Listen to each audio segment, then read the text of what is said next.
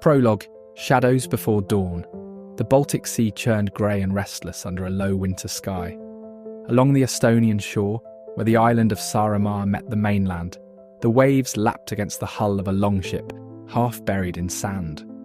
Not the carefully preserved vessel of a chieftain, but a war-torn craft hastily covered in earth. The year was approximately 750 AD, nearly half a century before the world would come to know and fear the name Viking. Inside this maritime grave lay the bodies of 7 men. Their bones, preserved by the sandy soil, told a tale more horrific than any saga yet composed in the northern lands. One man's skull bore the unmistakable mark of a blade strike, a perfect square hole, punched through bone. Another's hands were nearly severed, defensive wounds from a desperate final stand.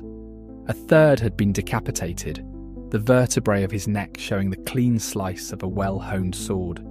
Nearby, a larger ship grave contained 33 more warriors, their remains arranged in careful rows, weapons still clutched in skeletal hands. These men had not died peacefully. They had met violent ends far from home, their bodies collected and buried with honours by their surviving comrades. This is the Salme burial site, archaeological evidence of Scandinavian warriors engaged in organised violence nearly 50 years before the infamous raid on Lindisfarne Abbey that traditionally marks the beginning of the Viking Age. The men buried here were not yet called Vikings, but they were their immediate predecessors, the vanguard of what would become the most feared maritime power in early medieval Europe. Who were these proto-Vikings? What drove them to sail beyond their homelands into hostile territories?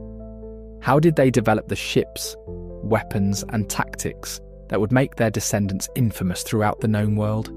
The answers lie buried in the cold earth of northern Europe, in sunken ships and forgotten graves, in the scorched remains of coastal settlements, and the scattered silver hoards hidden by those who never returned to claim them. This is the story of the first Vikings, a tale of desperation and innovation, of horrific violence and remarkable adaptation. It begins not with the dramatic raid on Lindisfarne in 793 AD that shocked Christendom, but in the shadows of the preceding centuries, when the foundations of Viking power were being forged in blood and iron along the shores of Scandinavia. The crucible of the North. The unforgiving land. The story begins in the harsh landscape of Scandinavia during the 7th century. Here, in what would later become Denmark, Norway and Sweden, a perfect storm of environmental, social and political factors was brewing that would eventually unleash the Viking phenomenon upon the world. Svein Thorvaldsson awoke to the sound of his youngest child crying. The winter had been the harshest in living memory, and the spring that followed brought little relief. Now, as summer approached, their stores were depleted, and hunger had become a constant companion in their small farmstead near what would one day be called Uppland in Sweden. His wife Frida stirred beside him on their straw mattress. "The child needs food," she whispered, her voice hollow with exhaustion. "We all do." Svein rose and walked to the centre of their longhouse, where embers still glowed in the hearth. The building, once home to 3 generations of his family and several thralls, now felt cavernous. His parents had not survived the winter. 2 of his 5 children had succumbed to illness, exacerbated by hunger. Even 2 of their precious cattle had been slaughtered prematurely, the meat quickly consumed and the remainder spoiled before they could properly preserve it. Through the smoke hole in the roof, Svein could see stars beginning to fade as dawn approached. He had a decision to make, one that had been forming in his mind through the long, desperate winter. The land had always been unforgiving in the north. Farming was possible, but precarious. The growing season was short, and the soil in many areas too thin or rocky for substantial yields. For centuries, Scandinavians had supplemented their agricultural efforts with hunting, fishing, and localised trade. But something had changed. The climate had grown colder over recent decades. Harvests failed more frequently. Population had grown during better years, and now there were too many mouths to feed. Political changes were compounding these natural challenges. Small kingdoms were consolidating across Scandinavia. Local chieftains who once maintained power through gift-giving and feast-hosting could no longer afford such generosity. Young warriors found fewer opportunities to gain wealth and status through service to these traditional leaders. As Svein stoked the fire, his eldest son Halfdan entered the main room. At 16, he was already taller than his father, with broad shoulders and calloused hands from working the land. "You're thinking about it again," Halfdan said. It wasn't a question. Svein nodded. Bjorn Ironsides returned from the east last autumn. His men carried silver, furs, and amber. They lost only 2 ships, and those to storms, not enemies. "The gods favoured them," Halfdan replied. "The gods favour those who act," Svein corrected. "Bjorn is sailing again when the ice breaks in the eastern waters. He seeks men." "You would leave us?" Freydis had entered silently, their youngest child balanced on her hip. Svein met her gaze. "I would save us. One successful voyage could bring enough wealth to see us through many winters, to rebuild our herd, to perhaps even buy more land. Or to bury you in foreign soil," she countered, but there was no force behind her words. She too could see the inexorable logic of their situation. Similar conversations were occurring in longhouses across Scandinavia. Environmental pressure, population growth, and political consolidation were creating a class of men with few options. They were skilled in warfare, all free men trained from boyhood with weapons, but had diminishing opportunities to use those skills in service to local leaders. They were experienced sailors, coastal navigation being essential in the fjord-carved landscape, but had traditionally ventured only short distances from home. Now necessity was pushing them to look beyond their traditional horizons. East across the Baltic Sea lay lands rich in resources.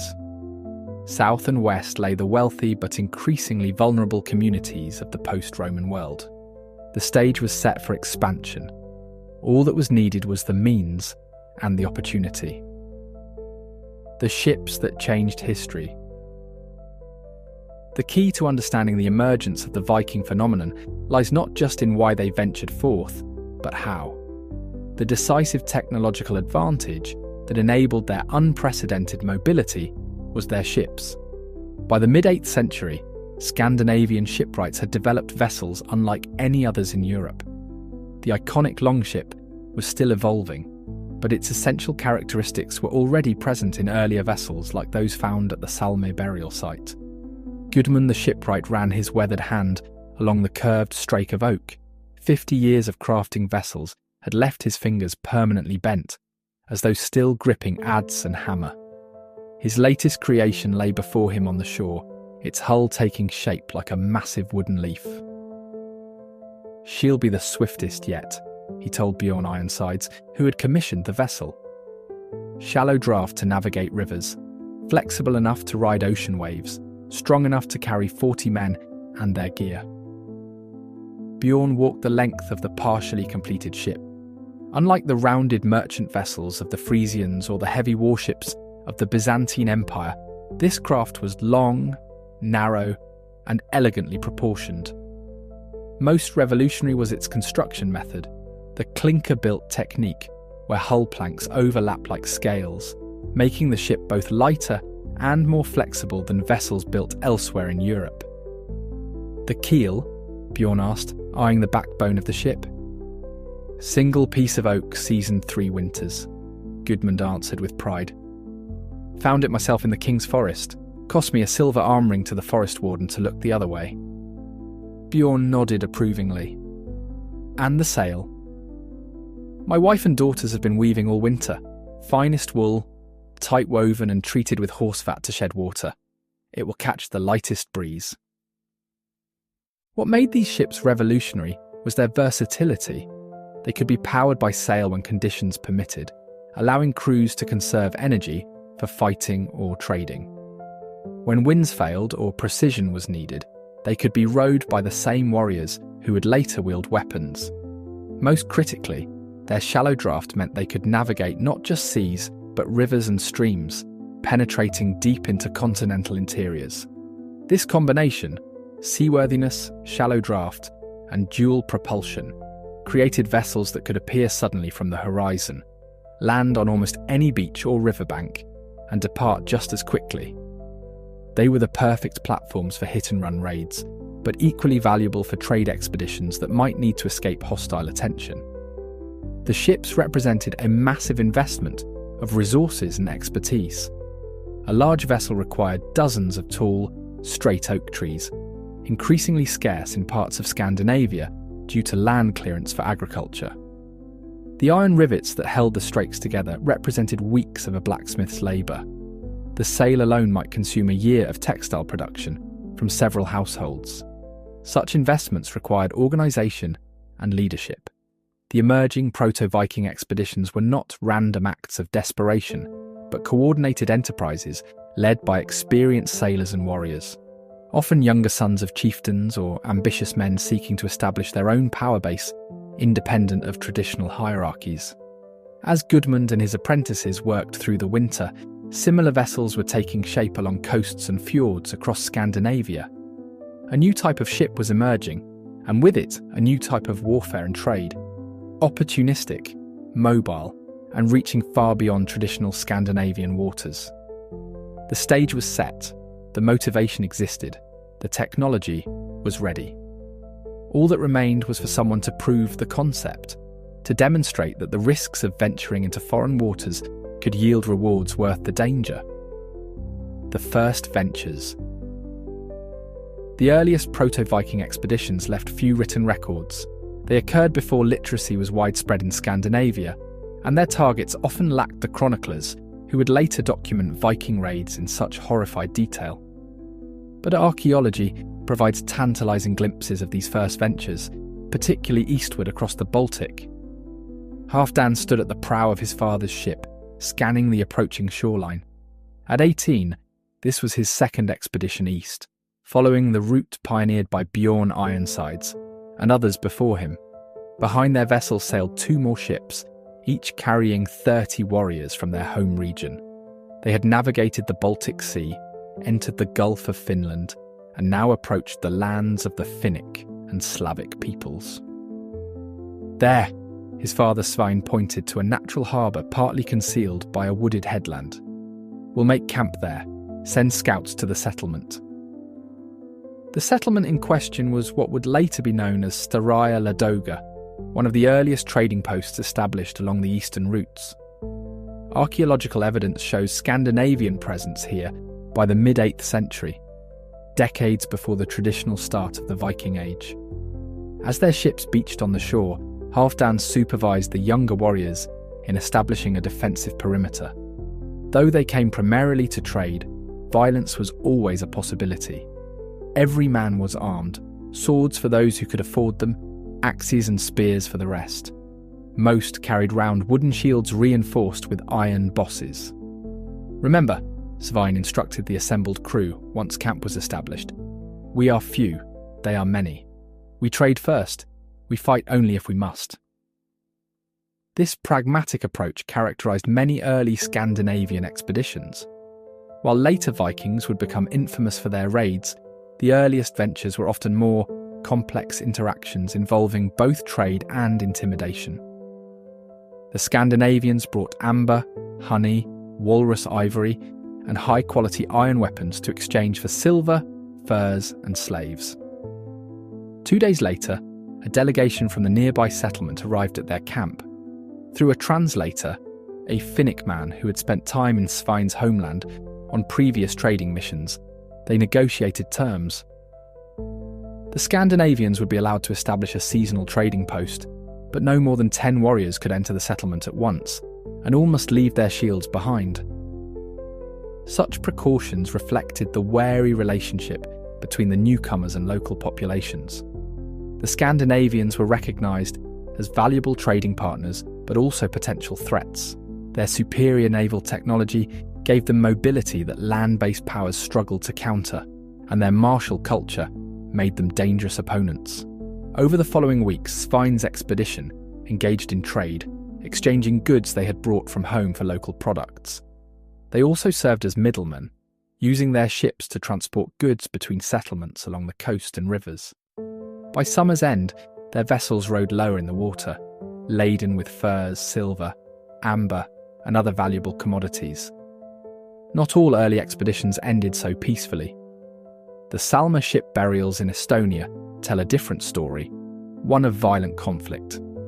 The warriors buried there died in battle around 750 EUR-ED, their wounds indicating fierce, hand-to-hand combat.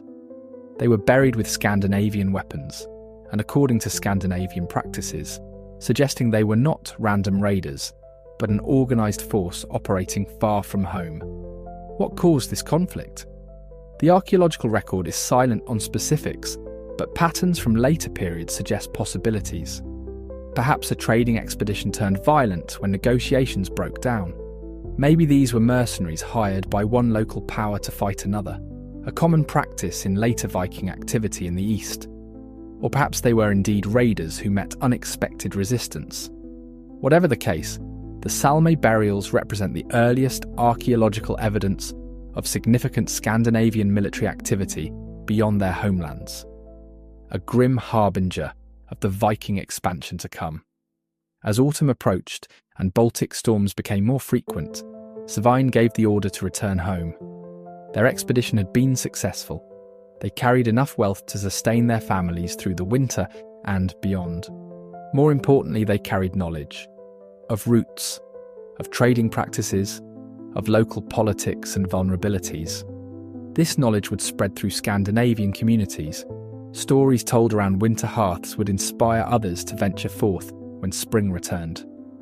With each expedition, the networks expanded, the techniques refined, the ambitions grew. The Proto-Viking Age was underway, building momentum toward the explosion of activity that would begin in the final years of the 8th century.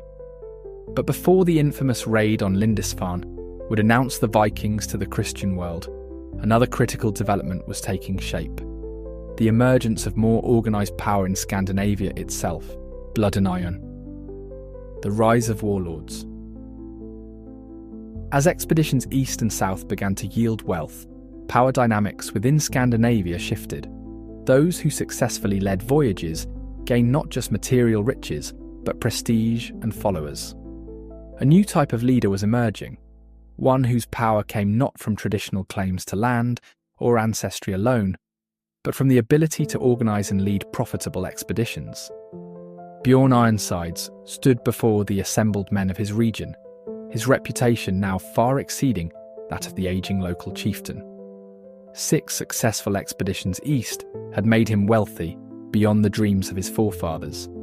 Silver arm rings encircled his massive forearms, a sword of pattern-welded steel, acquired from Frankish lands through trade, hung at his side. Behind him stood 40 hardened warriors who had sailed with him and shared in his successes. "The eastern routes grow more crowded each season," he announced. "The Finnic tribes and Slavs now expect our ships. They prepare defences. They organise their own warriors to protect their settlements." Murmurs ran through the crowd. Many had been planning their own expeditions, hoping to replicate Bjorn's success. "But there are other waters, other lands," Bjorn continued. "The Frisians tell of wealthy monasteries on islands to the west, places where Christian holy men keep gold and silver vessels for their god, places defended by prayers, not swords." The crowd grew silent, contemplating this new possibility. "I will sail west when the spring storms end," Bjorn declared. "I seek strong men and seaworthy ships. Those who join me will share in whatever we find, be it through trade or otherwise." The careful phrasing was deliberate. Bjorn was proposing something new, not just trading expeditions to established partners, but voyages of exploration and opportunity. Whether that opportunity came through peaceful exchange or violence would depend on circumstances. This shift reflected growing competition. As more Scandinavians ventured abroad, the most accessible trading partners became savvier, offering less favourable terms or strengthening their defences. Entrepreneurial leaders like Bjorn needed to find new opportunities, new targets, new routes. Archaeological evidence from this period shows increasing wealth and social stratification in Scandinavian settlements. Imported luxury goods appear more frequently in the graves of elites. Specialised crafting areas develop for working imported raw materials like exotic metals, amber, and ivory. Power begins to concentrate in fewer hands.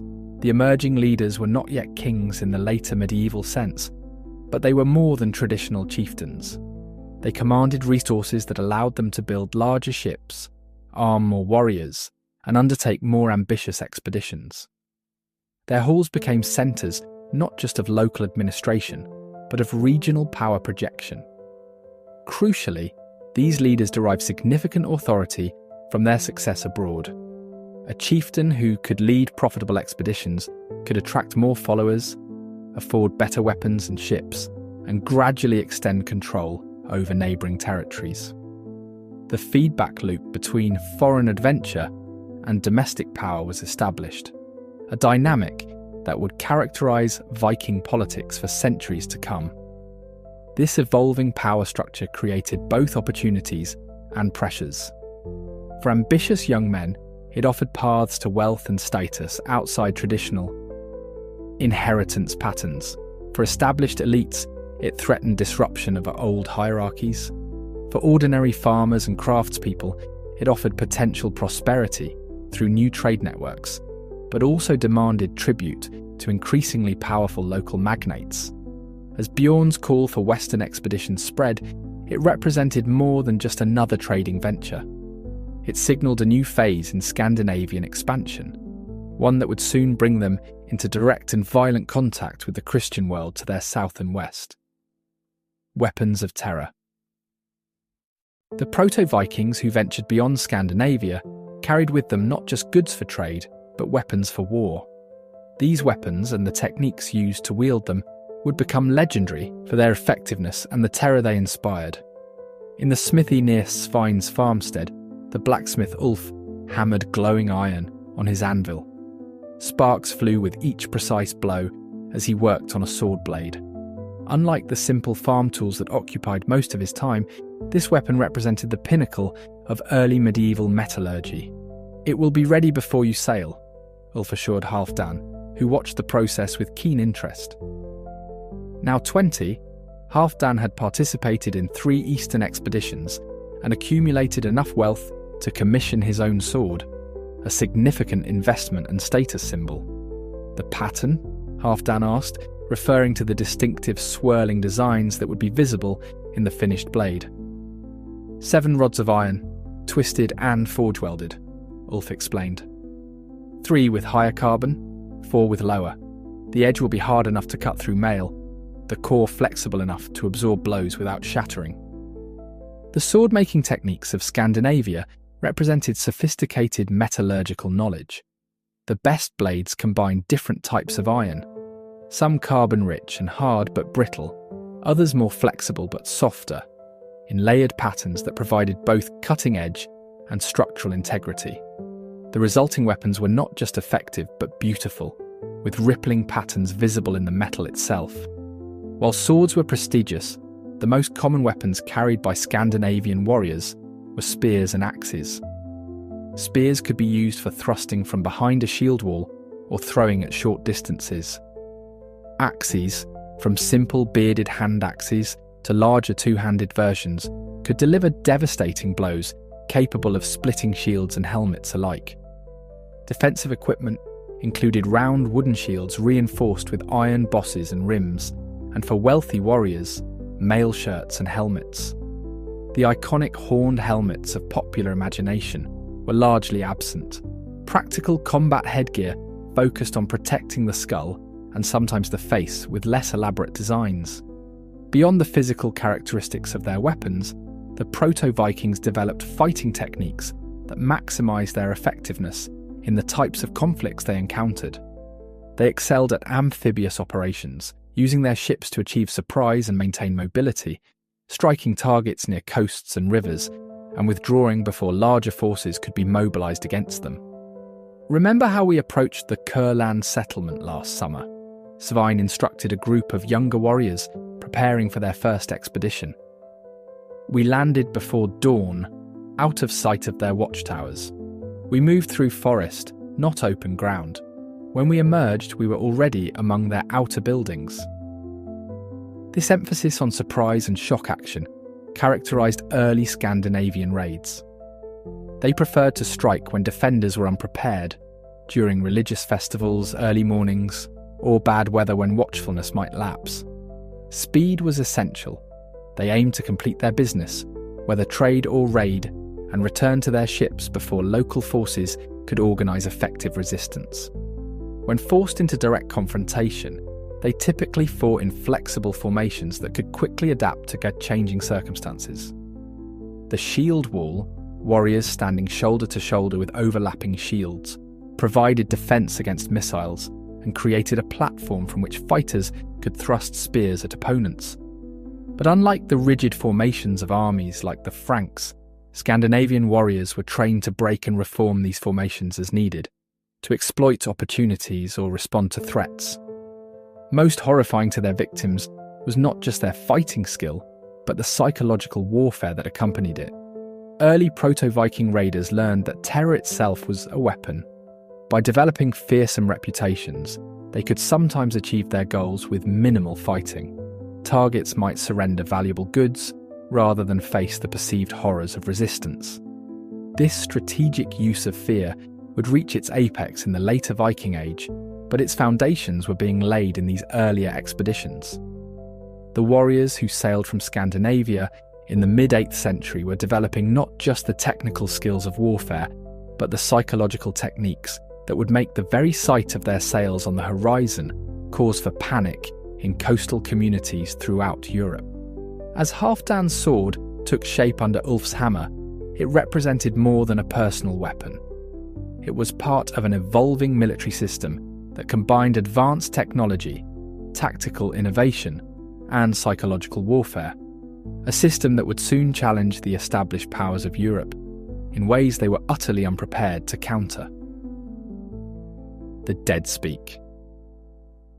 The burial practices of the proto-Vikings provide some of our most valuable insights into their society, beliefs, and the violence that characterised their world. The Salm ship burials in Estonia, dating to around 750 AD, tell a particularly gruesome tale of early Scandinavian warfare abroad. Thorgrim the Old stood on the Estonian shore, overseeing the grim work of preparing his fallen comrades for burial. Of the 40 warriors who had sailed east with him, only 12 remained standing. The battle against the local tribe had been brutal. A trading dispute escalated to violence when the chieftain demanded more payment for passage through his territory than the Scandinavians were willing to give. Lay Eirik there, beside Guthrum, Thorgrim directed, as men carried another body to the smaller of their two ships. They fought side by side in life. Let them journey to Valhalla together. The archaeological evidence from Salme shows that the warriors were buried with care and according to their status. The arrangement of bodies, particularly in the larger ship, suggests a hierarchical placement. Leaders were positioned in the centre with their finest weapons and personal items, while lower status warriors were placed toward the bow and stern. What makes the Salme burials particularly horrific are the wounds visible on the skeletal remains. One man's skull shows a perfect square hole, the impact point of a battle axe that would have killed him instantly. Another's hands were nearly severed at the wrists, typical defensive wounds sustained while trying to ward off blade strikes.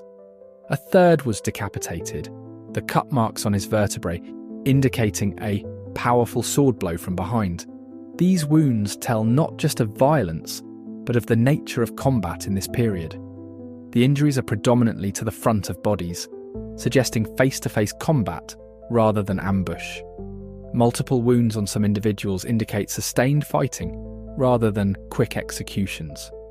The presence of defensive wounds shows that these were trained warriors who attempted to protect themselves, not unprepared victims. His arm was nearly severed, reported Halfdan, examining one of the fallen. Yet he continued fighting. I saw him kill 2 more before he fell. Thorgrim nodded grimly. Odin will welcome him, prepare him with his weapons.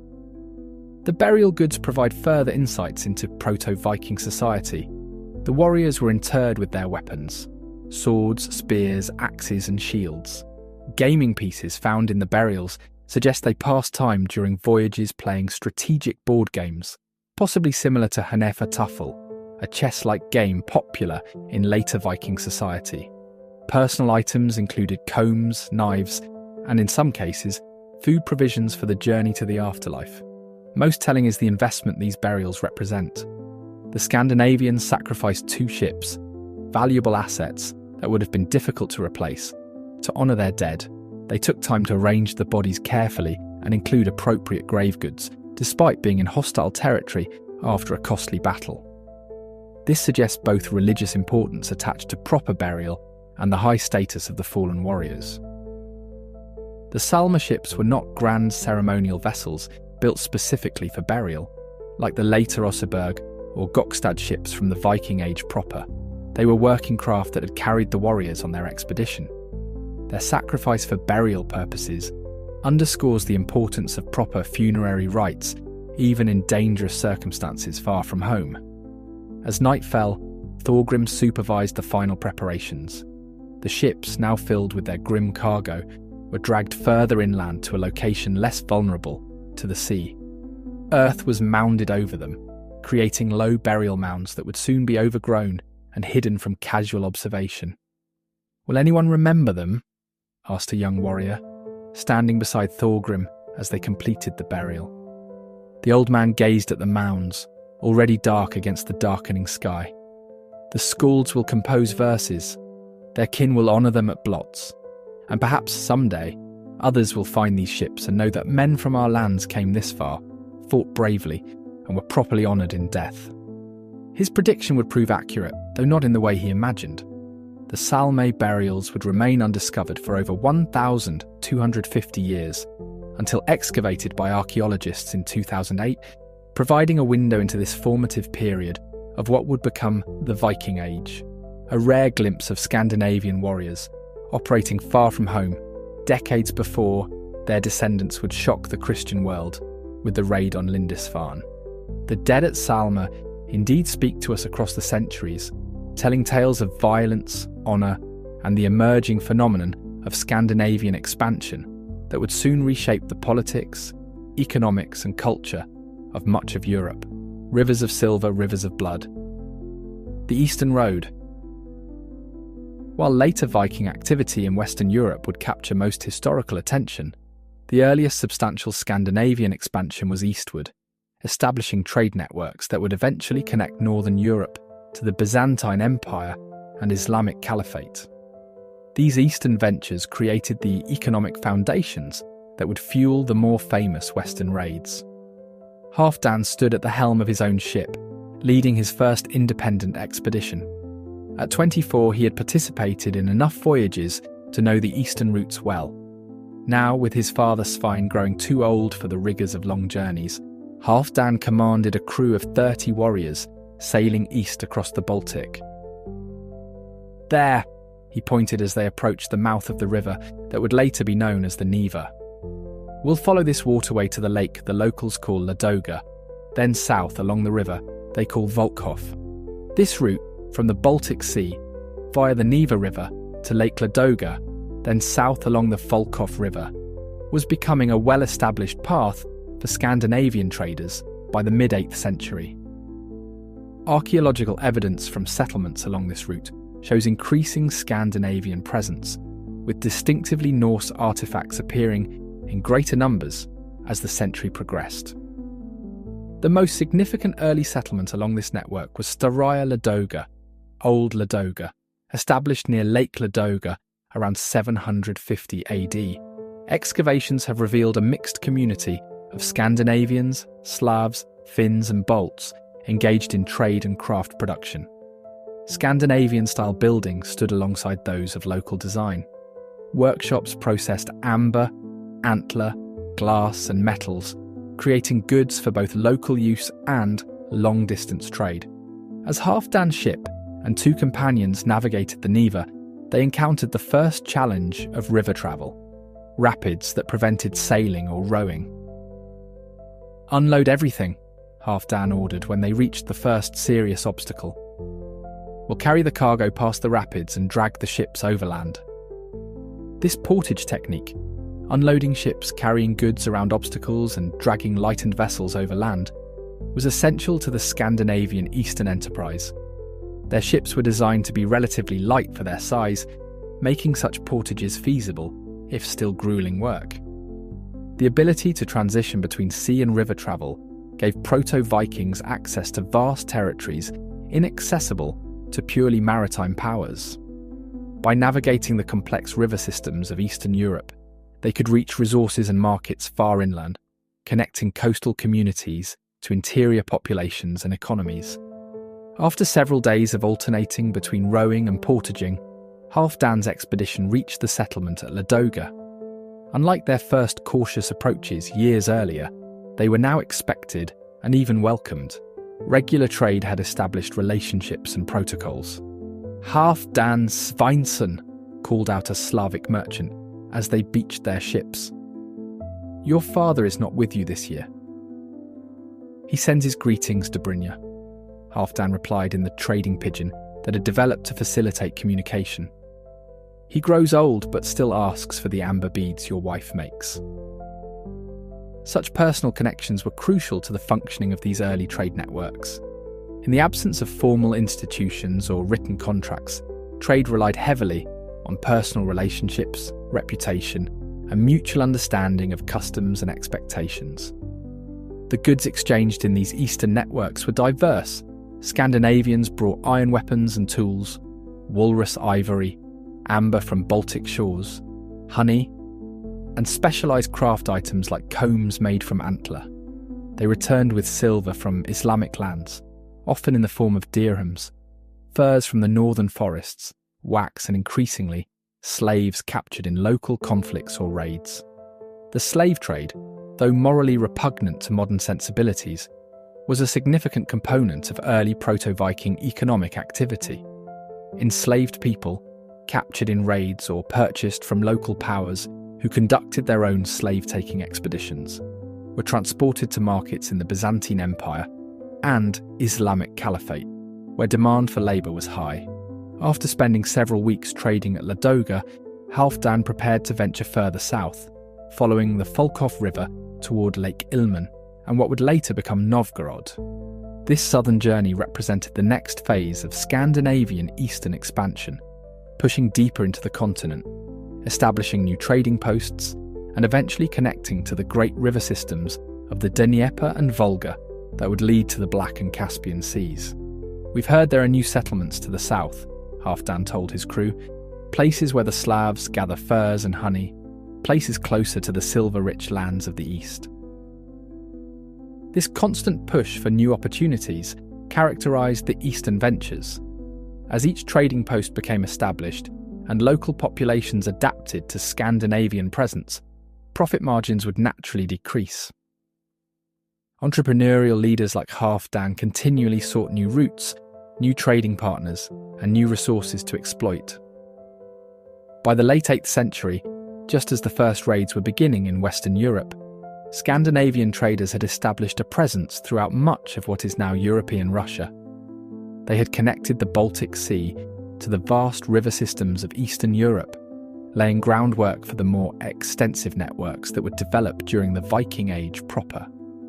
These eastern routes provided the economic foundation for much of what followed. The wealth accumulated through eastern trade, particularly silver from Islamic lands, financed shipbuilding, weapons production, and the consolidation of power in Scandinavia itself. Without the Eastern enterprise, the Western raids might never have developed the scale and impact that made them so historically significant. As Halfdan's ships pushed south into territories few Scandinavians had yet visited, he was participating in one of history's most consequential economic expansions, one that would eventually connect Northern Europe to Central Asia and the Middle East, reshaping the economies and societies of all regions involved. The Western Horizon. While Eastern trade routes were being established and expanded, some forward-thinking Scandinavian leaders began looking westward. The North Sea and Atlantic coasts offered different opportunities and challenges than the Baltic and Russian rivers, but the same basic combination of trading, raiding and exploration characterised these early Western ventures. Bjorn Ironsides stood on the rocky shore of what would later be known as the Shetland Islands, surveying the landscape. His 3 ships had made the challenging crossing from Norway, navigating open ocean rather than the more protected waters of the Baltic. The journey had tested both vessels and crews, but proved that regular voyages to these western islands were feasible. Good harbours, he noted to Haakon, his second in command. Sheltered from the worst Atlantic storms, and look there, settlements. Small farming communities dotted the landscape, primarily populated by Pictish peoples with some admixture of Celtic influence. These settlements represented potential trading partners, or targets. Archaeological evidence from the northern and western Isles of Scotland shows Scandinavian presence by the mid to late 8th century, predating the Lindisfarne raid. Distinctive Scandinavian artefacts appear in local contexts, suggesting at least intermittent contact through trade or small-scale raiding. Unlike the eastern routes, where Scandinavians primarily sought trading opportunities, the western ventures from the beginning had a more complex character. The islands and coasts they encountered were often sparsely populated, but controlled by local powers with their own maritime traditions. Some areas, particularly the Christian monasteries of Ireland, Scotland and northern England, offered concentrated wealth with relatively light defences. We should approach the main settlement openly, Bjorn decided. Show weapons but keep them sheathed. Let's see what they offer in trade before considering other options. This pragmatic approach characterised many early Western contacts. Violence was an option, but not always the first choice. Trade, when possible, offered more sustainable long-term benefits, particularly in regions the Scandinavians intended to visit repeatedly. The Western voyages differed from Eastern expeditions in several key aspects. The sailing conditions were more challenging, with open ocean crossings requiring more advanced navigational skills and sturdier ships. The potential trading partners were more diverse, from the Pictish and Celtic communities of the Northern Isles to the Anglo-Saxon kingdoms of England and the Frankish territories of continental Europe. Most significantly, the Western regions included wealthy Christian institutions, monasteries and churches that contained precious metals, manuscripts and other valuable items. These religious centres, often located on coastal islands or near river mouths for communication purposes, were particularly vulnerable to seaborne attack. As Bjorn's party approached the main settlement, they were met by a group of local men led by a chieftain, identifiable by his finer clothing and gold talk. They're cautious but not immediately hostile, Haakon observed. They've seen ships like ours before. Perhaps traders from Denmark or Frisia, Bjorn suggested. We may not be the first to venture this way. Indeed, archaeological and limited documentary evidence suggests that before the famous Lindisfarne raid, there had been increasing contact between Scandinavians and the British Isles. Some of this contact was likely peaceful trading, while other interactions may have involved small-scale raiding or exploration. The meeting with the local chieftain proved productive. Through gestures and the few words they had in common, trading terms that had spread along with goods, they established that Bjorn's party had iron tools, weapons, and Baltic amber to trade. The locals offered wool, leather goods, and information about nearby settlements, including a Christian monastery on a neighbouring island. They say the holy men have books bound in gold, Haakon reported after further discussions, and silver vessels for their rituals, few warriors to protect them. Bjorn considered this information carefully. We came to trade, not fight, but we should at least see this place of wealth before we decide our next move. The pragmatism of early Scandinavian expansion is often overlooked in popular accounts that emphasise violence. While they were certainly capable of brutal raiding when it suited their purposes, they were equally capable of peaceful trade, diplomatic negotiation, and strategic restraint when these approaches better served their interests. The Western ventures of the mid to late 8th century established knowledge and networks that would prove crucial when more intensive Viking activity began. Navigational information was gathered and shared: the locations of harbours, the patterns of currents and winds, the distribution of settlements. Political intelligence was accumulated: which areas were wealthy, which were well defended, which were divided by internal conflicts that might be exploited. By the time the monks of Lindisfarne saw dragon-prowed ships approaching their shore in June 793, Scandinavians had already been voyaging to the British Isles and beyond for decades. The raid that traditionally marks the beginning of the Viking Age was not a sudden appearance of unknown Northmen, but the escalation of a presence that had been gradually growing for generations. As Bjorn's expedition prepared to investigate the monastery, they were participating in the final phase of pre-Viking expansion, the reconnaissance that would soon lead to the more systematic exploitation of Western European wealth through both trading and raiding. The First Blood. The transition from proto-Viking activities to what historians recognise as the Viking Age proper was marked not by a sudden change in Scandinavian behaviour, but by an escalation in scale and a shift in target selection. The raid on Lindisfarne in 793 AD stands as the symbolic beginning of this new phase, but the patterns that would characterise it were established in earlier, less documented attacks. Ragnar stood at the prow of his ship as it approached the island monastery. Unlike Bjorn's exploratory expedition years earlier, Ragnar came with clear purpose. 6 ships followed his lead, each carrying 40 hardened warriors. This was no trading mission with violence as a backup option. This was a deliberate raid on a known wealthy target. "Remember," he called to his men as the monastery buildings came into view, "the Christian priests do not fight. Take what is valuable: gold, silver, manuscripts with metal bindings. Take young, strong workers as captives. Kill only those who resist."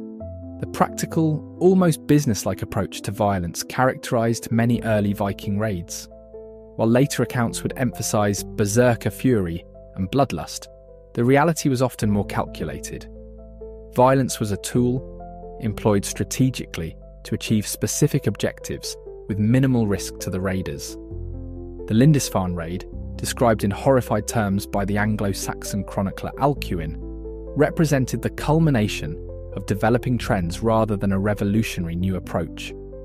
Its significance lay not in its tactics, but in its target, a major religious centre of the Northumbrian kingdom, a place of learning and spiritual significance whose violation sent shockwaves through Christian Europe. "Never before has such terror appeared in Britain as we have now suffered from a pagan race," Alcuin wrote.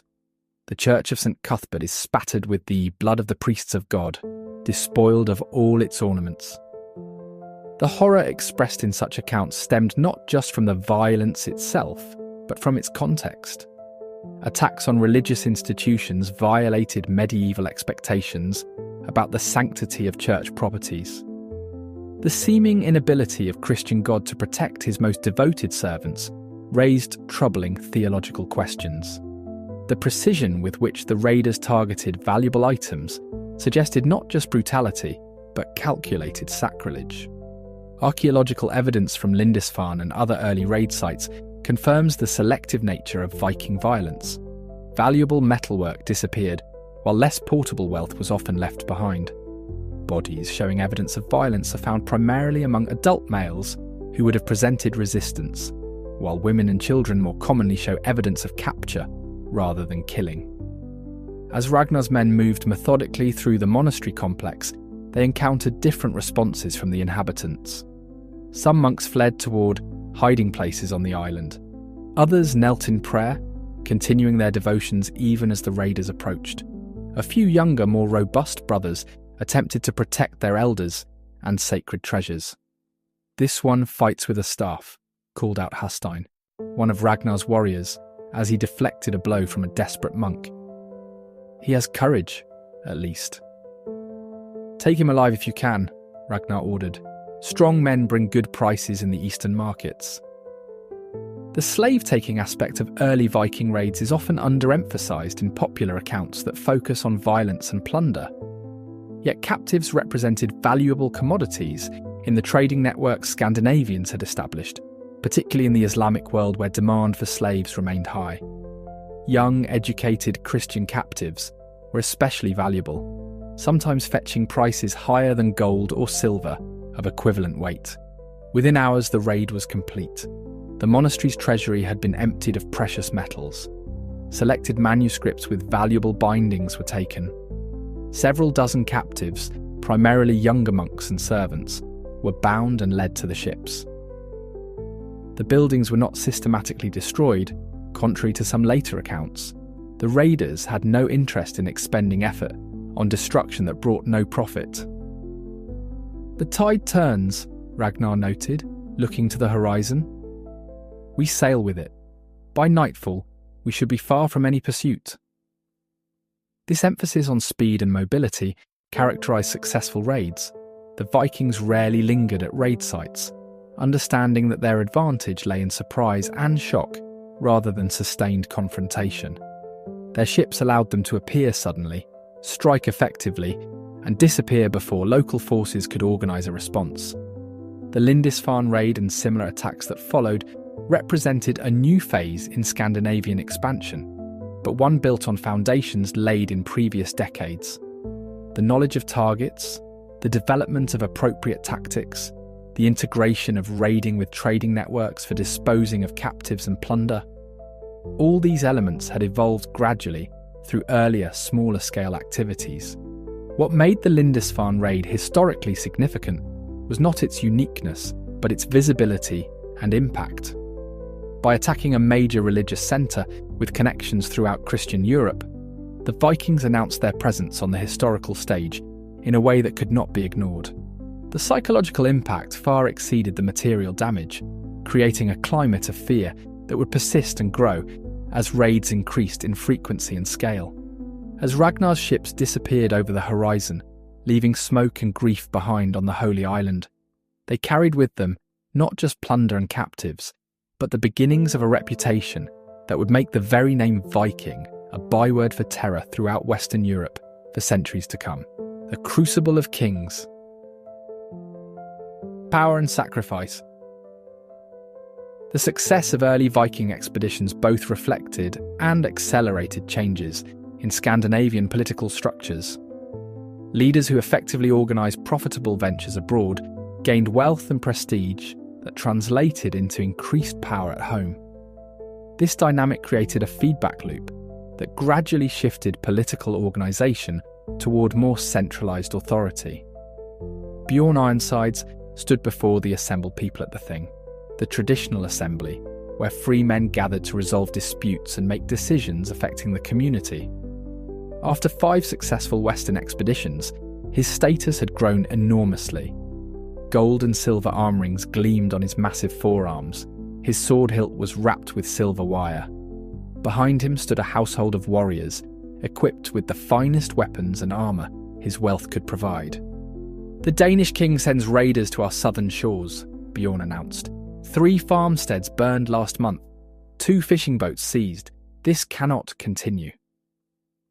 The threat from Denmark was real, but it also presented an opportunity.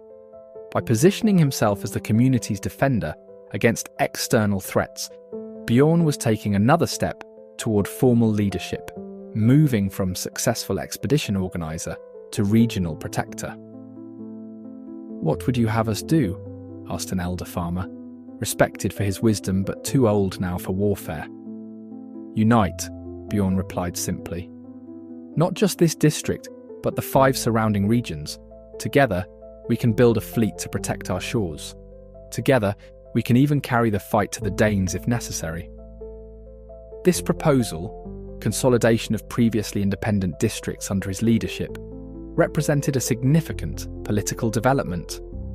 Traditionally, Scandinavian society had been organised around local chieftains whose power extended only over small territories. Bjorn was proposing something more ambitious: regional kingship justified by military necessity. The archaeological record from 8th century Scandinavia shows evidence of this political consolidation. Defensive structures become more elaborate and standardised across wider territories. Elite burials show increasing concentration of wealth. Settlement patterns suggest the emergence of central places that functioned as seats of regional power. To cement his proposed alliance, Bjorn understood that more than practical arguments were needed. Religious sanction was essential. After the thing concluded with tentative support for his proposal, he met with the local Godi, a chieftain who also served as religious leader. "The people need a sign that the gods favour this union," the Godi advised. "A sacrifice worthy of Odin All-Father, who values power and wisdom." Bjorn nodded grimly. "At the next full moon, let all 5 districts send representatives to witness." The sacrifice took place at a sacred grove where ancient trees surrounded a small clearing. Representatives from all 5 districts gathered, standing in concentric circles around a central altar stone.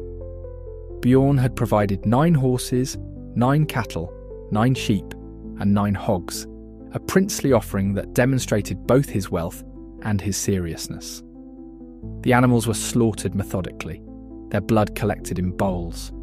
The Godi sprinkled the assembled crowd with the blood using a ritual branch, symbolically connecting them to the sacrifice and to each other.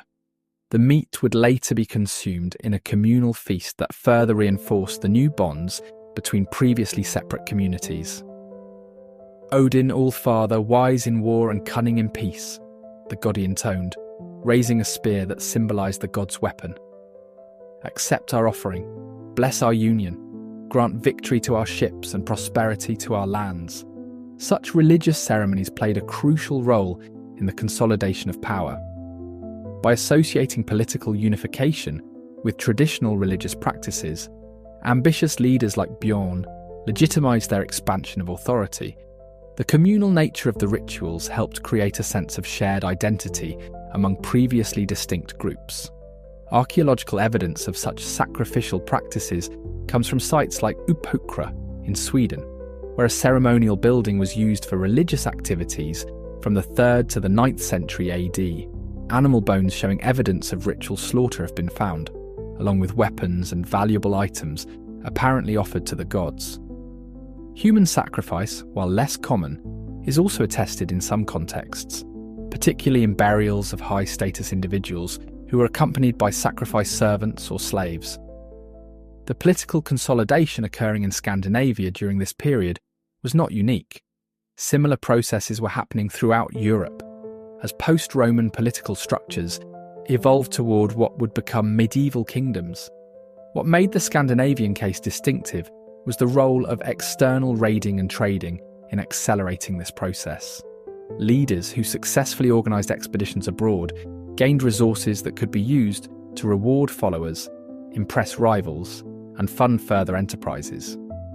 The organisational skills required to lead such expeditions translated well to broader political leadership.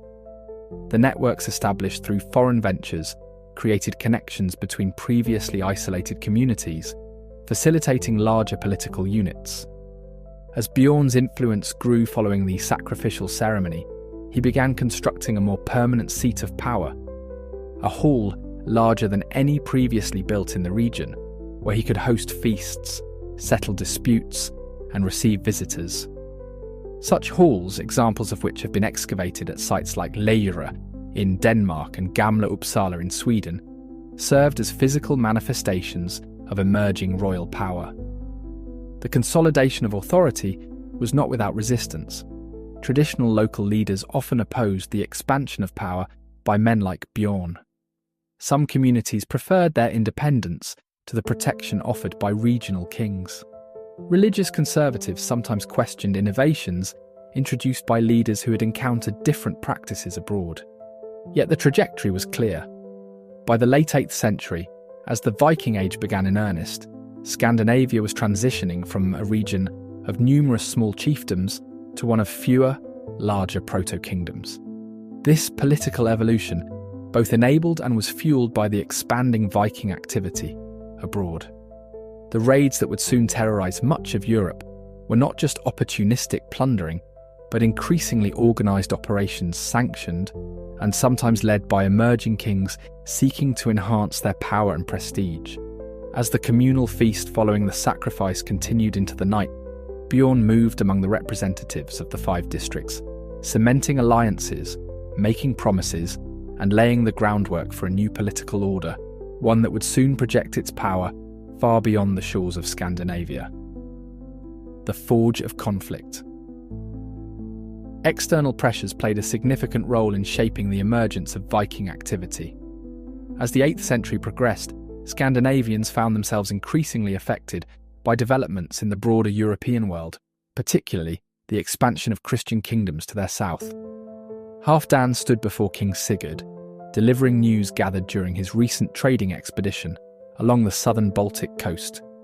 The Frank king Charlemagne continues to push northward, he reported. The Saxons resist, but many have been forcibly baptized. Those who refuse the Christian God are executed. Sigurd, now recognized as king of a substantial territory following his father Bjorn's death, frowned deeply. How far north have they come? Their armies have reached the Elbe River, Halfdan replied. Some say the Frank king will not stop until all pagan peoples acknowledge his God and his authority. This threat from Frankish expansion under Charlemagne represented a significant external pressure on Scandinavian societies. The Saxon Wars, which lasted from 772 to 804 AD, brought Frankish military power to the southern borders of Denmark. Charlemagne's tactics included not just military conquest, but forced conversion, destruction of pagan religious sites, and execution of those who resisted Christianization. For Scandinavian leaders observing these developments, the message was clear. The Christian powers to the south represented an existential threat to their way of life, religious practices, and political independence. We have 3 options, Sigurd declared to his assembled advisors. We can wait for the Franks to reach our borders and then fight defensively. We can strike south now, supporting the remaining Saxon resistance. Or we can turn our attention elsewhere to targets that will bring wealth without directly confronting Frankish power.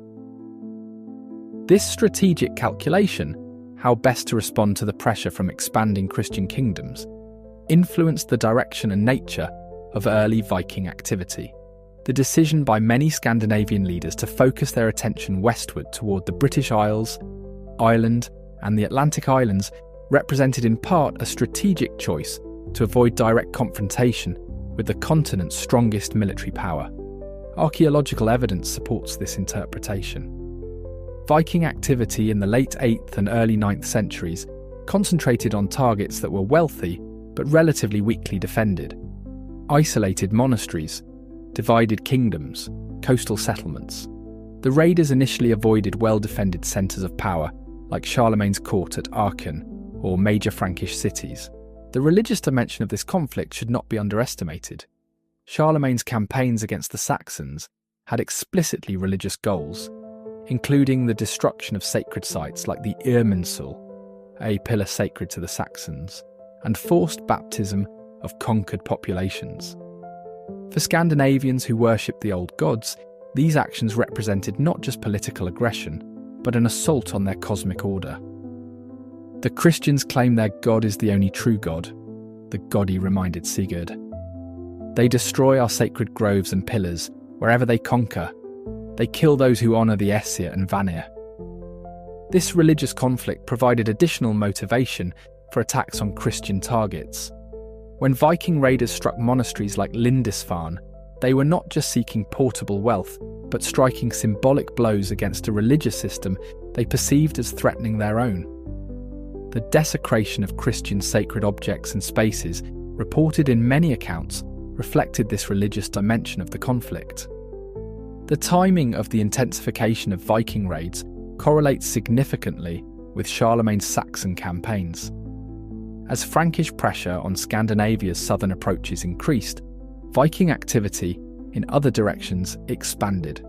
This pattern suggests that external pressure was a significant factor in catalysing the transition from smaller-scale proto-Viking activities to the full-blown Viking expansion that began in the 790s. After considering his options, Sigurd made his decision. We will send ships west and north, the British Isles, the Frankish coast, the islands of the northern seas. We will avoid direct confrontation with Charlemagne's main forces for now, but we will strike at the edges of the Christian world.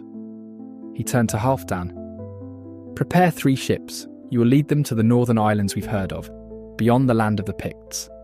Explore, trade where profitable, and identify targets that might be revisited with larger forces. This strategic approach, probing for weaknesses, gathering intelligence, and gradually escalating activity, characterized the early phase of Viking expansion. Rather than a single dramatic eruption of violence, the Viking phenomenon developed through increasingly organized and ambitious expeditions, building on knowledge gained in earlier ventures. The forge of conflict with expanding Christian powers helped shape Viking activity in other ways as well. The need to respond to this threat accelerated political consolidation within Scandinavia, as communities united under stronger leaders for mutual protection.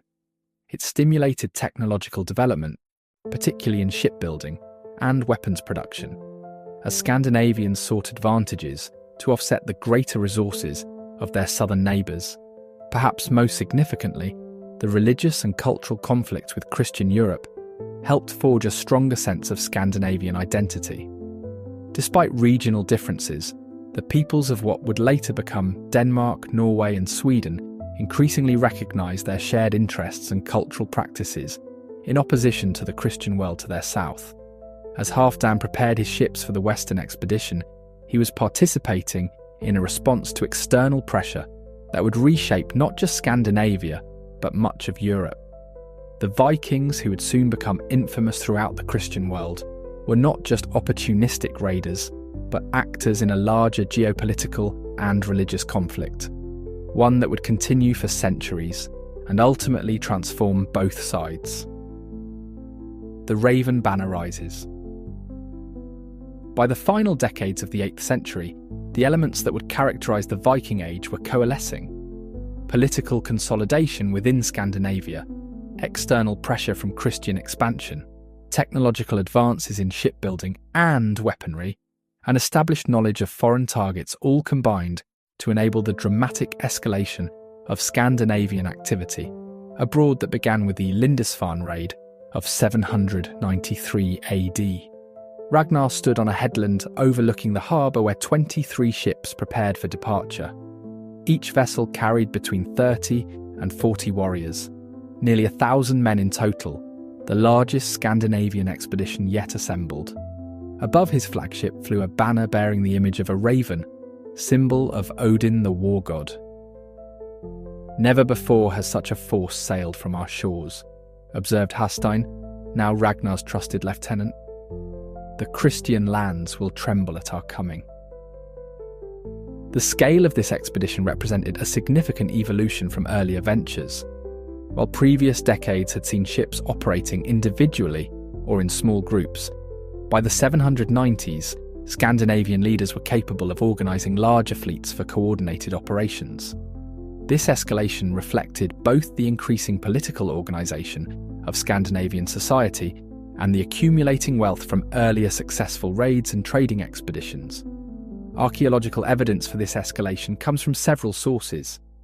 Defensive works in potential target areas were hastily improved during this period, suggesting awareness of a growing threat. Contemporary chronicles record increasingly frequent and larger-scale attacks. Silver hoards buried in Scandinavia show a dramatic increase in foreign wealth flowing north. Our targets are chosen, Ragnar reminded his captains at their final council. First, the island monastery, the Saxons call Lindisfarne. Its wealth is confirmed by traders who have seen its golden gospels and silver reliquaries. Its defences are minimal, a few monks with farm tools at best. The selection of Lindisfarne as a target was strategic. Located on a tidal island off the Northumbrian coast, it was a major religious centre, but physically isolated from immediate military support. Its wealth was concentrated and portable, precisely the combination Vikings sought.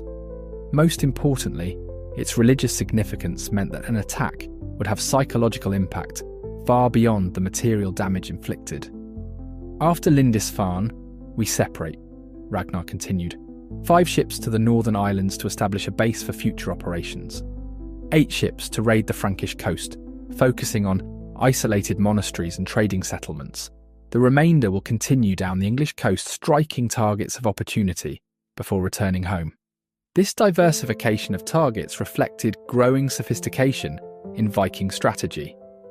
Rather than concentrating all forces on a single objective, leaders like Ragnar understood the advantages of dispersing after initial operations, making their movements less predictable, spreading defender resources thin, and gathering intelligence about a wider range of potential future targets.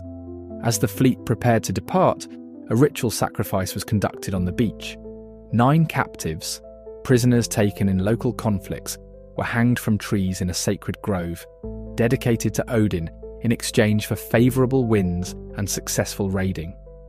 "Blood for the All-Father," intoned the Godi as he moved among the hanging men. "Souls for his hall, victory for our ships." Such sacrifices, attested in both archaeological evidence and later written sources, underscored the religious dimension of Viking expansion. While economic motives were certainly primary, many participants also understood their activities in religious terms, as actions that pleased their gods and demonstrated their devotion. The fleet departed with the dawn tide, an impressive sight as the line of dragon-prowed ships stretched across the horizon. For the warriors aboard, this expedition represented opportunity for wealth, for status, for adventure. For the leaders who organised it, it was a projection of power and a statement of ambition. For the societies they left behind, it was a release of pressure, directing energies outward that might otherwise have led to internal conflict. For their targets, it represented something else entirely, the beginning of a period of terror and disruption that would last for generations. The Anglo-Saxon Chronicle would later record the Lindisfarne raid with horror. In this year, fierce, foreboding omens came over the land of Northumbria, and the ravaging of heathen men destroyed God's church at Lindisfarne through brutal robbery and slaughter. As Ragnar's fleet disappeared over the horizon, the Viking Age proper had begun. The experimental, smaller-scale activities of previous decades had evolved into a systematic enterprise of raiding, trading, and exploration that would reshape the political, economic, and cultural landscape of Europe. The raven banner flying above Ragnar's ship symbolised more than just his personal standard. It represented the emergence of a new power in European affairs, one that operated according to different rules and values than the Christian kingdoms of the south. For the next 3 centuries, the sight of such banners on the horizon would signal the arrival of the most feared seafarers of the medieval world. Legacy of blood and silver. The world they made. The emergence of the Vikings from their proto-Viking predecessors transformed not just Scandinavia, but much of the known world. Their impact extended far beyond the immediate violence of their raids to reshape trade networks, settlement patterns, political structures, and cultural exchanges across Europe and beyond. Halfdan, now in his 60s, with grey in his beard and scars across his body, stood at the stern of his ship as it approached the trading settlement at the mouth of the Seine. What had been a small, vulnerable target for early raids had transformed into a thriving marketplace where Scandinavian ships were now a common sight. Some of his countrymen had even settled permanently in the region, intermarrying with local families and adopting elements of Frankish culture while maintaining their distinctive Scandinavian identity. "Much has changed since our first voyage here," he remarked to his son Guthrum, who now commanded his own ship in their small fleet. "Then they fled at the sight of our sails. Now they prepare goods for trade and keep silver ready." This evolution from targets of opportunity to integrated trading partners characterised many regions affected by Viking activity. Initial violent contacts gradually gave way to more complex relationships involving trade, settlement, political alliances, and cultural exchange. Archaeological evidence for this transformation appears throughout the Viking world. In places like Dublin, York, and Novgorod, what began as temporary Viking bases evolved into permanent settlements, and eventually major urban centres where Scandinavian and local populations mixed. Artefacts show increasing hybridisation of styles and techniques as cultural boundaries blurred. The trade networks established and expanded by Vikings connected previously isolated economies into a more integrated system. Silver from Islamic lands flowed north through Russia and into Scandinavia, then west to England and Ireland. Slaves captured in the Slavic territories were transported to Byzantine and Islamic markets. Luxury goods like walrus ivory from the North Atlantic reached Mediterranean ports. Our ships now sail routes our fathers could only dream of, Halfdan continued. From the northern islands where the sun barely sets in summer to the great southern city of Miklagard, where the emperor's palace is plated with gold. This expansion of horizons represented one of the most significant impacts of Viking activity. By establishing maritime connections across vast distances, they created networks of communication and exchange that transcended the more land-focused political units of the period. Information, technologies, and ideas travelled along with goods and people, stimulating innovation and cultural development.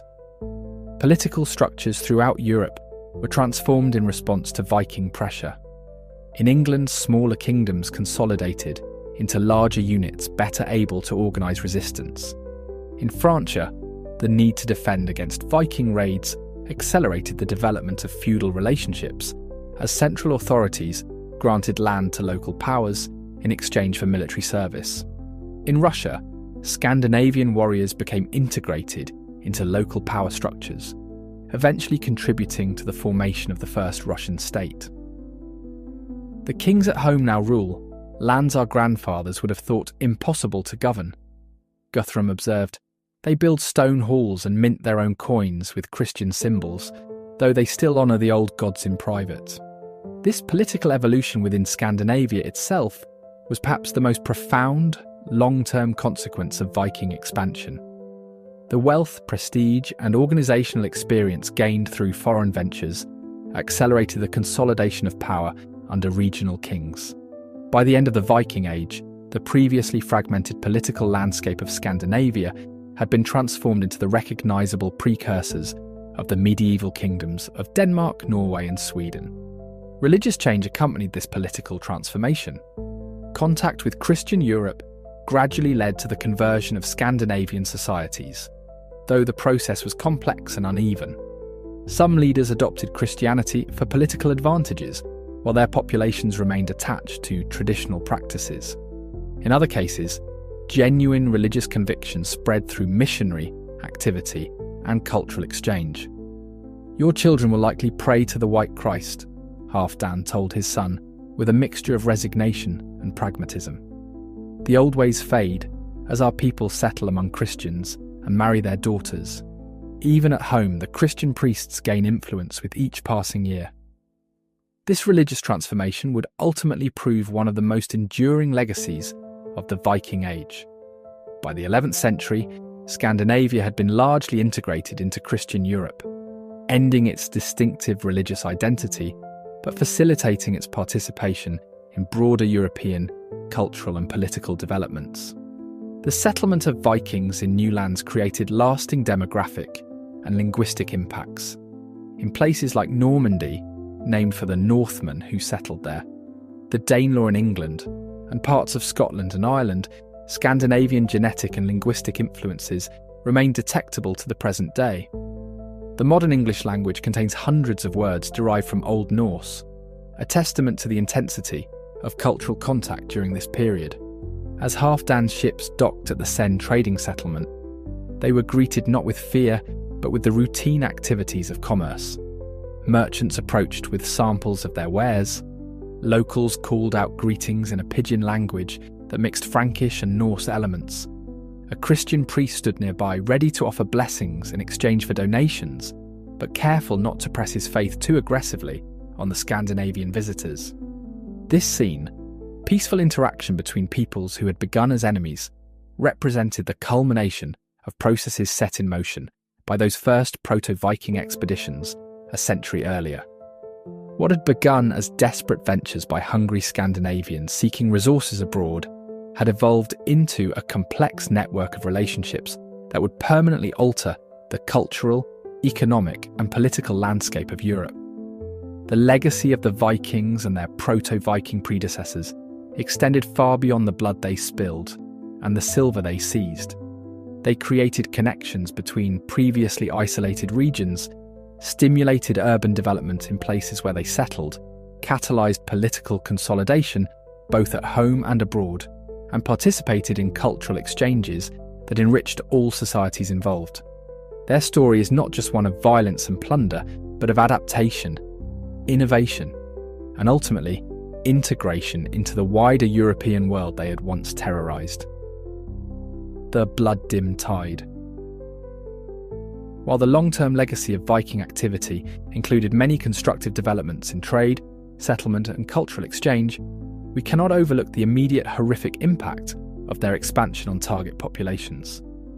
The violence that characterised many Viking operations, particularly in the early phase, left physical and psychological scars that would shape European consciousness for centuries. Alcuin of York, the renowned Anglo-Saxon scholar serving at Charlemagne's court, wrote with anguish after receiving news of the Lindisfarne raid. Never before has such terror appeared in Britain as we have now suffered from a pagan race.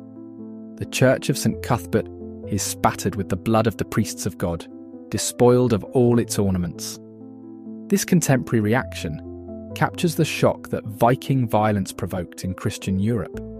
The targeting of religious institutions, the killing of clergy, and the theft of sacred objects represented not just material loss, but spiritual trauma in a deeply religious society. Archaeological evidence confirms the reality behind such accounts. Excavations at raided sites reveal burn layers, scattered human remains showing evidence of violent death, and the conspicuous absence of valuable metalwork that would normally be present in religious contexts. Mass graves dating to this period sometimes contain bodies showing defensive wounds or execution-style killings consistent with raid scenarios. The psychological impact of Viking raids extended far beyond their physical destruction. Their ability to appear suddenly from the sea, strike with overwhelming force, and disappear before effective resistance could be organised created a climate of pervasive fear in coastal communities throughout Europe. Contemporary prayers included specific petitions for protection from the fury of the Northmen, a testament to the terror they inspired. This fear was amplified by the perceived religious dimension of the conflict. Christians interpreted Viking attacks on churches and monasteries not just as material plundering, but as assaults on Christianity itself. The paganism of the attackers added a cosmic dimension to the struggle, framing it as a contest between religious systems rather than merely political or economic competition. The slave-taking aspect of Viking raids added another layer of horror for affected communities. Unlike material goods, which could eventually be replaced, captured family members and neighbours represented permanent, irreplaceable losses. The knowledge that loved ones might be suffering in distant lands, sold into servitude, with little hope of return, created enduring trauma in raided communities. Church records and chronicles from the period are filled with accounts of particularly shocking Viking atrocities, though some may have been exaggerated for rhetorical effect. Reports of ritualistic killings, such as the blood eagle, allegedly a form of execution where the victim's ribs were severed from the spine and pulled outward, to resemble wings, with the lungs drawn out through the wounds, appear in later sagas, but remain controversial among historians regarding their historical accuracy. What is not controversial is that Viking raids represented a devastating experience for target communities, combining physical destruction, loss of life, economic damage, and profound psychological trauma. The impact was particularly severe because many early targets were unprepared for this type of threat, having no recent experience with large-scale seaborne raids. The response to this violence evolved over time. Initial shock gave way to more organised defensive measures. Coastal watchtowers were constructed or improved. Local defence forces were reorganised for faster response. religious institutions moved valuable items inland or constructed stronger buildings to protect them. Political authorities implemented new taxation systems specifically to fund anti-Viking defences. By the mid-9th century, the element of surprise that had made early Viking raids so effective was diminishing. Target populations had adapted to the threat, developing both physical defences and social systems better suited to responding to raid scenarios. This adaptation forced Vikings to evolve their own tactics, leading to larger-scale operations, longer campaigns, and eventually semi-permanent bases from which to conduct activities. The violence of the Viking expansion thus acted as a catalyst for military, political, and social change throughout Europe. Communities that survived the initial shock emerged stronger, better organised, and more capable of collective action. Paradoxically, the very brutality that characterised early Viking activity stimulated developments that would eventually limit its effectiveness and channel Scandinavian energies into more constructive forms of interaction. The blood-dimmed tide of Viking violence, horrific as it was for those who experienced it directly, ultimately contributed to the transformation of European society in ways that would have been impossible to predict when the first dragon-proud ships appeared on the horizon.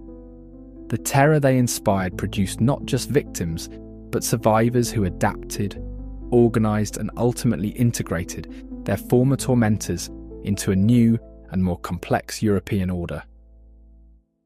The saga continues. The transition from proto-Viking activities to the full Viking Age represents not an endpoint, but a beginning. The opening chapter of a 3-century saga that would see Scandinavians establish settlements from Newfoundland to the Black Sea, found kingdoms, convert to Christianity, and eventually be absorbed into the broader European cultural and political framework. As our narrative concludes, it is worth reflecting on how the formative period we have explored, the decades before and immediately after the Lindisfarne raid, established patterns that would characterise the entire Viking phenomenon.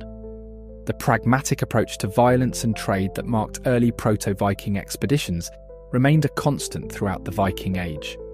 While popular imagination often portrays Vikings as berserker warriors driven by bloodlust, the historical reality shows them as practical opportunists who used violence selectively and engaged in peaceful trade when it better served their interests. This flexibility was a key to their success across diverse environments and against varied opponents. The technological advantage provided by their ships remained crucial throughout the Viking period.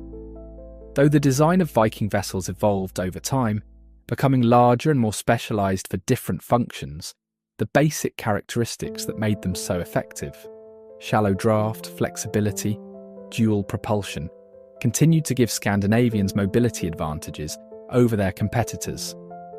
Control of the seas and rivers remained the foundation of Viking power projection until the end of the era. The complex relationship between external activity and internal political development that began in the proto-Viking period continued to shape Scandinavian society. Success abroad translated into power at home, accelerating the consolidation of authority under regional kings. By the end of the Viking Age, the previously fragmented political landscape of Scandinavia had transformed into recognisable precursors of the medieval kingdoms of Denmark, Norway, and Sweden. The religious dimension of Viking activity, evident in their early targeting of Christian institutions and their own sacrificial practices, evolved dramatically over the period. Initial religious conflict gradually gave way to accommodation and eventually conversion as Scandinavian elites recognised the political and economic advantages of Christianity. By the late 11th century, Scandinavia had been largely integrated into Christian Europe, marking the effective end of the distinctive Viking cultural complex. The economic networks established by proto-Vikings in the Baltic and beyond expanded throughout the period to create an unprecedented commercial system connecting northern Europe to Central Asia, the Mediterranean, and eventually North America. These trade connections outlasted the Viking Age itself, forming the foundation for later medieval commercial development. Settlement patterns initiated in the early Viking period, the establishment of trading posts that evolved into permanent communities, continued and expanded. Viking settlers in England, Ireland, Russia, Iceland, Greenland, and briefly North America created hybrid cultures that combined Scandinavian and local elements. These settlements represented perhaps the most enduring legacy of the Viking phenomenon, permanently altering the demographic and cultural landscape of Northern Europe. The story of the Vikings is thus one of evolution rather than revolution, a gradual development from the desperate expeditions of hungry Scandinavians seeking resources abroad to a complex network of trading, raiding, settlement, and political activity that spanned continents. The Proto-Viking period we have explored represents the crucial formative phase of this evolution, when the essential elements of the Viking phenomenon were established and tested. As we close our narrative, it is worth remembering that the horrific violence that often characterized Viking activity was not the product of inherent Scandinavian brutality, but of specific historical circumstances: environmental pressure, political consolidation, technological advantage, and external threats. The Vikings were not monsters, but human beings responding to challenges and opportunities in ways that made sense within their cultural framework and historical context. Their legacy is complex and contradictory. They were both destroyers and builders, plunderers and traders, conservatives and innovators. They terrorized coastal communities, yet established some of Europe's most important trading cities. They resisted Christianity fiercely, yet eventually became some of its most devoted adherents. They began as outsiders to European civilization, yet played a crucial role in shaping its medieval and modern forms. The saga of the Vikings continues today, not just in the archaeological remains they left behind or the historical records of their activities, but in the genetic heritage of populations throughout their sphere of influence, in the linguistic traces they embedded in languages like English, in the place names that still mark their presence from Normandy to Newfoundland, and in the cultural memory that has transformed them from terrifying raiders to romantic adventurers in popular imagination. The horrific origin story of the first Vikings is thus not merely a tale of blood and iron from a distant past, but the opening chapter of a narrative that continues to resonate in our present, a testament to how profoundly a relatively small population of seafarers from the north shaped the world we inhabit today. Epilogue: Echoes across time. As the sun sets over the Baltic Sea, archaeologists carefully sift through the sand surrounding the Salm ship burials. Their modern tools, trowels, brushes, digital cameras seem incongruous against the ancient wooden remnants of vessels that sailed these waters over 12 centuries ago. Yet this work forms a connection across time, allowing the dead to speak again through their bones, their weapons, their final arrangements. The story these remains tell is one of violence and honour, of men who died far from home, and comrades who ensured they received proper burial, despite the dangers of hostile territory. The square hole punched through one warrior's skull, the defensive wounds on another's forearms, the carefully arranged weapons and gaming pieces. All these details provide glimpses into a world on the cusp of transformation. These men, buried around 750 AD, were not yet Vikings, in the sense that would become infamous after the Lindisfarne raid of 793. Yet they were the immediate predecessors, the Proto-Vikings whose activities established the patterns that would characterise the Viking Age proper. Their expedition to what is now Estonia represented one of countless ventures that gradually expanded Scandinavian horizons, tested tactics, gathered intelligence, and built the networks that would enable the more dramatic expansion to follow. The archaeological record they left behind challenges simplistic narratives about Viking origins. These were not simple pirates driven solely by bloodlust, nor were they merely peaceful traders forced into violence by Christian aggression. The reality, as always in human affairs, was more complex, a mixture of economic necessity, political ambition, technological advantage, cultural values, and response to external pressures. What made the Viking phenomenon possible was not any single factor, but the convergence of multiple developments.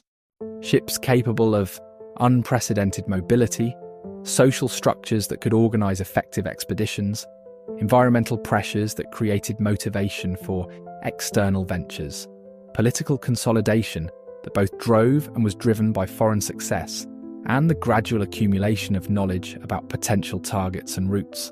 The legacy of these proto-Vikings and their successors extends far beyond the blood they spilled and the treasure they seized.